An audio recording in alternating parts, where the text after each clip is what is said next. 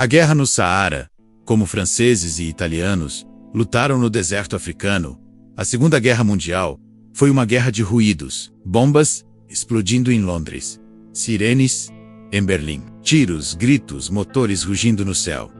Mas houve um fronte onde a guerra foi feita de silêncio, onde o inimigo era invisível, onde as balas não vinham primeiro, vinha o calor, vinha a sede, vinha a areia. Estamos falando do Saara, um mar de deserto onde franceses e italianos travaram uma guerra que quase ninguém lembra. Enquanto o mundo assistia aos tanques nazistas marchando pela Europa, enquanto os jornais estampavam os horrores de Stalingrado, um grupo de homens cruzava um território onde até o tempo parecia ter sido esquecido. Eram soldados franceses, italianos e africanos, homens de pele escura e uniforme desgastado. Tropas que andavam centenas de quilômetros sob o sol, com fuzis nas mãos e os pés enterrados em areia quente. A guerra no Saara não foi uma guerra de grandes cidades, nem de longas frentes de batalha. Foi uma guerra de avanço silencioso, de emboscadas secas, de fortificações perdidas no meio do nada. Foi uma guerra onde os tanques não eram heróis blindados, eram armadilhas ambulantes. Bastava uma duna mais fofa e estavam atolados, imóveis, condenados a serem devorados pelo deserto. Ali, os franceses da França Livre lutavam não apenas contra os italianos, mas contra o próprio esquecimento. Depois da rendição da França para os nazistas em 1940, o general Charles de Gaulle, do exílio em Londres, convocou todos os territórios coloniais a resistirem. E muitos desses territórios estavam exatamente ali, no meio do Saara. O Chad, o Níger, o Sudão francês, colônias que respondiam à metrópole, mas cujos soldados jamais pisaram em solo francês. Foram esses homens que atenderam ao chamado de Gaulle. Muitos nem sabiam por que lutavam. Não entendiam quem era Mussolini, mas sabiam seguir ordens. Sabiam sobreviver no calor. Sabiam morrer em silêncio do outro lado. O exército italiano, apoiado pela Alemanha nazista, controlava a Líbia. Mussolini queria expandir seu império colonial para o sul. A ideia de conquistar a África Central era parte do projeto fascista de recriar o Império Romano, agora com tanques, aviões e o rosto de Euduce estampado nas bandeiras. Mas havia um pequeno problema. O deserto não se conquista com discursos, e muito menos com arrogância. Os soldados marchavam sem saber se encontrariam um inimigo, ou a própria morte. Patrulhas cruzavam centenas de quilômetros sem encontrar uma alma viva. O horizonte era sempre o mesmo: areia, céu e um calor que derretia metal. Quando as batalhas aconteciam, eram rápidas, brutais e quase invisíveis. Um ataque noturno, um jipe emboscado, um forte isolado tomado a custo de sangue e sede. E o mundo, calado. Ninguém falava sobre a guerra no deserto. Não havia cinejornais, não havia manchetes, não havia memoriais em Paris ou Roma. Apenas cruzes improvisadas e destroços, sendo engolidos pelo tempo.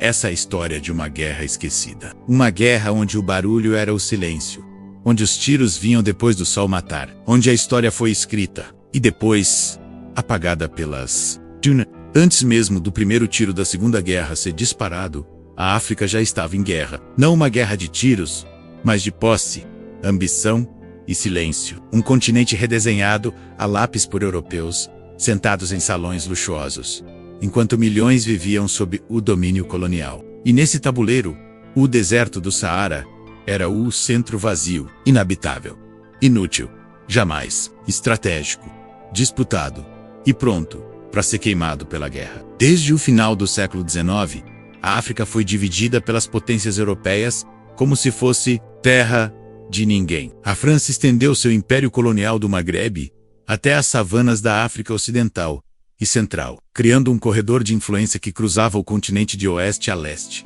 A Itália, por sua vez, chegou tarde ao banquete imperialista, mas garantiu sua presença ao tomar a Líbia, na região norte, após uma sangrenta guerra contra os otomanos e os povos locais.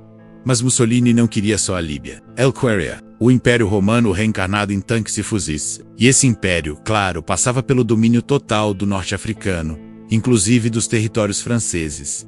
Em 1940, com a França derrotada pelos nazistas e Paris, sob ocupação alemã, palco estava montado para um novo tipo de guerra no deserto. A antiga potência agora estava rachada em duas.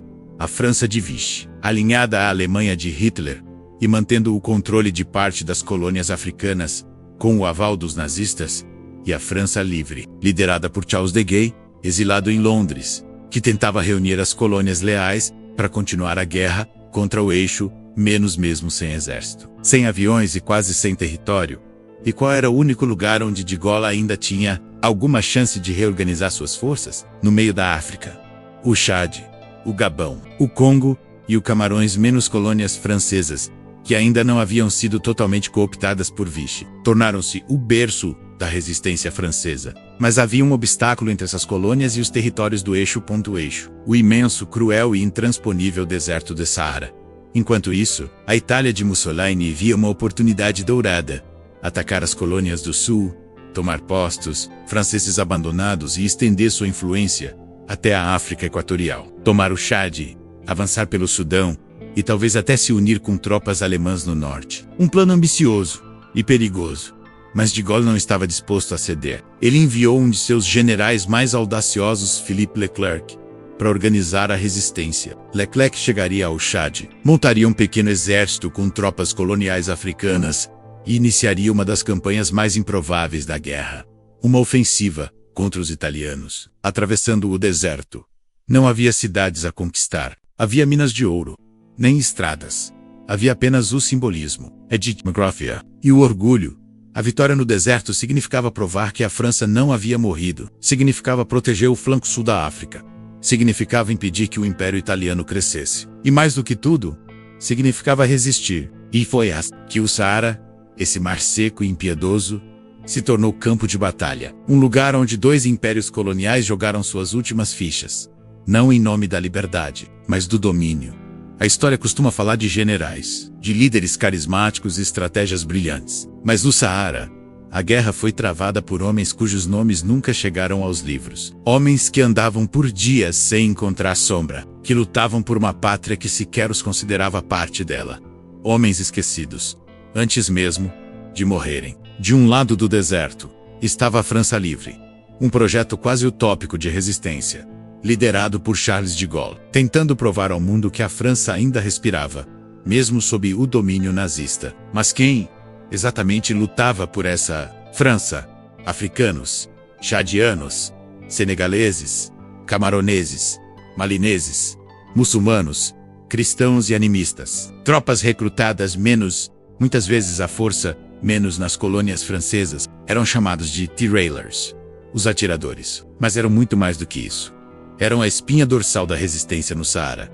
Combatiam em uniformes surrados, com equipamentos ultrapassados, e marchavam em caminhões barulhentos, muitas vezes sem nem saber direito onde ficava a França do outro lado. A Itália fascista, comandada por Mussolini e com tropas estacionadas na Líbia. Seu exército no deserto era formado por uma mistura curiosa e ineficiente. Italianos enviados da Europa sem preparo para o calor africano. E tropas coloniais líbias, menos muitas delas pouco treinadas, desmotivadas e recrutadas sob coação. A Itália acreditava que sua presença no norte da África era um direito histórico. Afinal, o Império Romano havia dominado aquelas terras. Agora, Mussolini queria repetir o feito menos, mas com soldados desnutridos, tanques obsoletos e uma arrogância cega. E o deserto não perdoa quem subestima sua brutalidade. Enquanto isso, o general Philippe Leclerc, enviado por de Gaulle, assumia o comando das tropas da França Livre no Chad. Seu exército era pequeno, mal armado e cercado por centenas de quilômetros de areia em todas as direções. Mas Leclerc acreditava em algo que os italianos haviam esquecido: motivação. Os soldados africanos sob seu comando não lutavam por glória, lutavam por sobrevivência, por um senso de honra. E muitos, pela chance de provar seu valor no mundo, que os tratava como invisíveis. Eles não tinham tanques modernos, nem aviões em massa. Tinham coragem e uma fúria silenciosa contra os que os haviam reduzido a peões. A diferença entre os dois lados era clara. Os italianos, confiantes, mas despreparados. Os franceses, desesperados, mas resilientes. E os africanos, o coração pulsante de uma guerra, que jamais escolheram menos, mas que lutaram com bravura. Eles cruzaram o deserto com fuzis velhos e garrafas de água esvaziando sob o sol. Dormiram sob estrelas indiferentes. Morreram por uma bandeira que os usava, mas não os via. Essa era a linha de frente no Saara. Homens invisíveis lutando uma guerra que o mundo esqueceu. No Saara, a guerra não acontecia como nos livros. Não havia linhas de frente bem definidas, nem mapas com flechas coloridas indicando avanços. A guerra no deserto era um jogo de fantasmas, onde o inimigo podia estar a 5 metros, ou a 50 quilômetros, onde os tiros vinham depois do calor, onde os tanques eram sepultados vivos na areia. Um dos episódios mais emblemáticos dessa frente esquecida foi a Batalha de Kufra, em 1941, localizada em pleno sudeste da Líbia. Kufra era uma fortaleza italiana isolada, guardada por metralhadoras, tropas coloniais e quilômetros de dunas, em todas as direções. Para os franceses, tomá-la seria um ato simbólico, uma resposta ao avanço fascista, um grito da França livre no coração do deserto. Mas como atravessar 1.500 quilômetros de areia? Sem aviões, sem suprimentos, sem reforços. Leclerc não hesitou. Ele reuniu um pequeno grupo de homens franceses e africanos, alguns jipes, caminhões adaptados e o apoio dos britânicos do Long Range Desert Group. Especialistas em guerra no deserto durante semanas, a coluna de Leclerc avançou lentamente pelas dunas, enfrentando tempestades de areia, noites geladas e o risco constante de emboscadas. Os soldados dormiam no chão, amarrando suas armas aos tornozelos. Acordavam com os olhos colados de areia, racionavam cada gota d'água como se fosse sangue. A chegada a Kufra não foi triunfal, foi tensa, silenciosa e envolta em poeira. Os italianos resistiram, mas não por muito tempo. Isolados, sem reforço aéreo e com moral baixa, acabaram se rendendo. A vitória foi pequena no mapa, mas imensa no moral. Pela primeira vez, a França livre havia reconquistado o território, e havia feito isso no lugar mais inóspito possível. Mas essa foi apenas a primeira de muitas escaramuças. Nos meses seguintes, Leclerc lideraria novas operações, sempre com o mesmo padrão: deslocamentos longos, ataques rápidos, retirada imediata. Era uma guerra de movimento, mas travada em um solo onde até caminhar era castigo. Os tanques italianos, muitos deles modelos antiquados como o M1340, afundavam facilmente na areia. Tinham motores fracos, ventilação precária e autonomia limitada. Bastava uma emboscada rápida com granadas antitanque e estavam perdidos.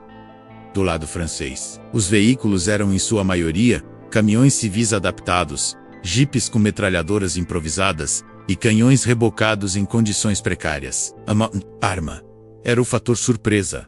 As emboscadas aconteciam geralmente de madrugada ou ao entardecer. Os franceses usavam o relevo a seu favor, escondendo-se atrás de dunas, esperando o momento certo para atacar e desaparecer. Era uma guerra de sombras, onde cada combate durava minutos menos, mas deixava marcas eternas. Nenhuma batalha foi grandiosa. Nenhuma foi registrada em cinejornais. Mas todas elas foram decisivas para minar o moral italiano no norte da África. E, talvez o mais importante, cada quilômetro tomado fazia de Gaulle parecer menos um sonhador e mais um líder legítimo. O digital era vasto, mas ali, no coração do nada, a resistência francesa provava que a guerra não era feita apenas de exércitos menos, mas de vontade. E que mesmo o calor da areia não era mais ardente do que a chama da sobrevivência. Na guerra convencional, a logística é uma ciência. No Saara, é um milagre. Lá, cada litro de água vale mais que ouro. Cada parafuso perdido pode significar morte. Cada quilômetro vencido é um triunfo sobre o impossível. No deserto, não basta vencer o inimigo. Primeiro, é preciso vencer o ambiente. Quando Leclerc e seus homens decidiram cruzar o deserto para atacar os italianos em Kufra, o maior desafio não era militar, era logístico. Como mover centenas de homens, armas e suprimentos por milhares de quilômetros sem estradas, sem rios, sem cidades e sob temperaturas que beiravam os 50 graus? A resposta: engenhosidade, improviso e sofrimento.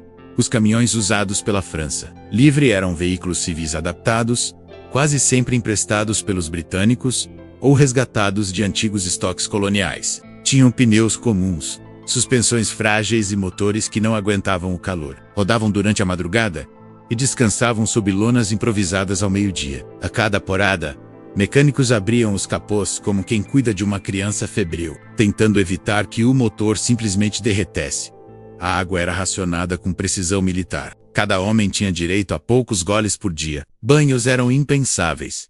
Escovar os dentes era um luxo. A maioria só molhava os lábios para não deixá-los rachar. Os lábios rachavam mesmo assim.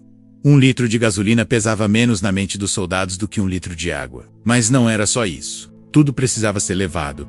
Comida, munição, ferramentas, peças de reposição, combustível, lonas, pás, cordas, até as próprias rampas para desatolar os veículos na areia. Cada caminhão levava o equivalente ao seu peso em carga. E ainda assim, o que se perdia pelo caminho superava o que chegava. Os pneus estouravam por causa do calor. As bússolas enlouqueciam com a interferência do solo mineral. Os mapas eram pouco mais do que suposições. E muitas vezes, as patrulhas dependiam das estrelas, da memória dos guias locais e da pura sorte. O deserto não tem trilhas. El Sei move e muda de forma.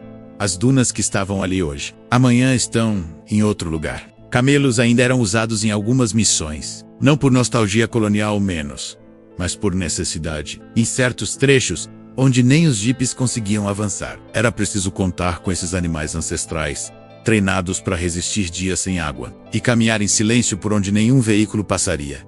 E quando o equipamento quebrava, não havia linha de suprimento, não havia oficina, havia areia e o silêncio. Se o caminhão quebrava, ou você consertava, ou morria. Os homens aprenderam a desmontar motores na escuridão, a trocar pneus em terreno inclinado, a dividir um único parafuso entre 2 veículos, adaptavam armas, convertiam jipes em ambulâncias, usavam caixas de munição vazias como escudos, contra tempestades de areia. Era guerra no limite da imaginação, e do outro lado, os italianos não estavam muito melhor. Apesar de terem um ponto fixo em Kufra, sua capacidade de manter rotas de abastecimento era mínima. Os comboios eram lentos, desorganizados e vulneráveis a ataques. A cada perda de um caminhão, o abastecimento de toda a guarnição era comprometido. Com o tempo, a moral caiu, e o deserto começou a vencer, antes mesmo de os franceses atacarem. No Saara, a logística não era uma linha auxiliar, era a linha entre a vida e a morte. E Quemno a dominava. Não precisava se preocupar com o inimigo. O deserto já estava cuidando disso. Eles não estão nos livros. Seus nomes não aparecem nos filmes. Nenhuma rua foi batizada em sua homenagem. Nenhuma medalha foi entregue às suas mães. Mas foram eles que marcharam, que carregaram munições, que morreram no meio do nada por um país que nunca os considerou parte dele. A guerra no Saara não foi feita por heróis de cinema. Ela foi travada, em sua maior parte, por soldados africanos invisíveis, recrutados nas colônias da França, menos às vezes por promessa, outras por coerção. Esses homens foram enviados a lutar uma guerra que não entenderam completamente. Uma guerra que não era deles, contra um inimigo que nunca haviam visto, por uma pátria que sequer os chamava de cidadãos. E ainda assim, eles lutaram. Chamavam-nos de Tyrillers, ou simplesmente de os escudos negros da França. Mas por trás desse título havia dor, frustração e uma dignidade silenciada. Eram homens do Chad, do Senegal, do Malê e do Níger. Alguns falavam francês, outros não. Alguns sabiam por que estavam ali. A maioria, não. Viviam em condições desiguais, recebiam soldos menores que os soldados brancos. Dormiam separados, comiam pior, usavam uniformes reaproveitados. E mesmo assim, eram enviados para as missões mais perigosas, menos como as ofensivas sobre Kufra, Faya e Morsuk. Eles eram os primeiros a marchar, e os últimos a serem lembrados. Quando um deles morria, não havia cerimônia. Às vezes, nem cruz. Apenas uma cova rasa, uma oração sussurrada, e a marcha continuava. Seus corpos ficavam ali, à mercê do sol, da areia e do esquecimento. E mesmo os que sobreviveram, voltaram para o anonimato. Poucos foram condecorados, menos ainda foram ouvidos no pós-guerra. Quando a França celebrou a libertação, quase ninguém mencionou os africanos. Nas praças, estavam os nomes dos generais. Nas medalhas, as vitórias dos brancos. Os soldados negros retornaram às aldeias, feridos, pobres, e carregando dentro de si o peso de uma guerra que não os libertou menos, apenas os usou. Mas eles não foram os únicos. Do lado italiano, tropas coloniais líbias também foram usadas, como carne de canhão, mal armados, despreparados e muitas vezes obrigados a combater sob ameaça. Eram homens simples, pastores, camponeses, forçados a vestir o uniforme de um império que os desprezava. Lutaram contra outros africanos, sob bandeiras que representavam a Europa, e morreram esquecidos, sem honra, sem luto.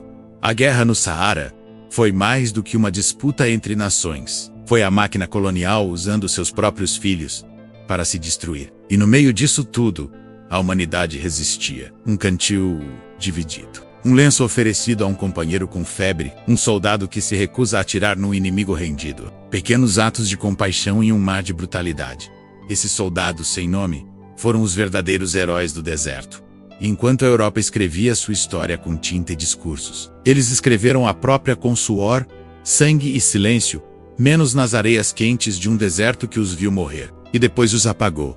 Não houve desfile, não houve fanfarra, nenhuma multidão aplaudindo. Apenas o vento soprando sobre a areia, e o silêncio de uma vitória que ninguém se importou em lembrar. A guerra no Saara terminou da mesma forma, que começou em silêncio após a conquista de Kufra em 1941. Leclerc e suas forças da França Livre continuaram avançando, lentamente, enfrentando as forças italianas em escaramuças isoladas e tomando postos estratégicos, um a um. As tropas africanas, sempre na linha de frente, abriram caminho pelas dunas, empurrando os italianos de volta à Líbia, sem grandes batalhas, sem discursos épicos, só marcha, areia, resistência. Com o tempo, a frente do Saara perdeu relevância. As atenções se voltaram para a Tunísia, onde os aliados lançaram campanhas maiores. Os nomes que enchiam os rádios eram Montgomery, Patton, Rommel. Ninguém falava de Leclerc, nem dos soldados do Chad. A guerra no deserto foi engolida pelo próprio deserto e pelas prioridades políticas da Europa. E ainda assim, o impacto foi real. A vitória francesa em Kufra e nas campanhas seguintes deu a de Gaulle legitimidade política. Provou ao mundo que a França livre era mais do que um sonho de exilados. Era um exército real, que lutava em condições impossíveis e vencia. Era também uma afirmação simbólica. A França ainda respirava. Para os italianos, a campanha foi um desastre moral. Seus soldados estavam despreparados para o terreno, desmotivados, mal abastecidos. As derrotas no deserto minaram ainda mais a credibilidade de Mussolini. E em pouco tempo, os alemães assumiriam o controle das operações no norte da África. Porque o regime fascista, por si só, já não sustentava o próprio peso. Mas o maior impacto dessa guerra esquecida foi humano, foi invisível. O Saara se tornou um cemitério sem nomes, um campo de batalhas sem memórias. Um livro que quase ninguém abriu. Os soldados africanos que sobreviveram voltaram para casa sem glória. Muitos sequer receberam pagamento justo. Outros não foram reconhecidos como veteranos. Suas histórias se perderam nas aldeias, entre o silêncio dos que não podiam contar e a indiferença dos que não queriam ouvir. O exército francês voltou a ser branco. Os livros voltaram a contar apenas a história dos generais, e os ossos que ficaram sob a areia foram cobertos pelas dunas e pelo esquecimento. E no entanto, ali, foi onde a esperança não morreu. Onde homens sem nome disseram não ao fascismo, à ocupação, ao abandono. Onde a guerra se fez, sem plateia menos, mas com coragem. A guerra no Saara não está nos filmes de Hollywood. Não ganhou homenagens em Paris. Não virou capítulo obrigatório nos livros escolares. Mas ela aconteceu e moldou o rumo da história. E talvez, por isso que ela precise ser contada. Agora, antes que a última pegada na areia também desapareça.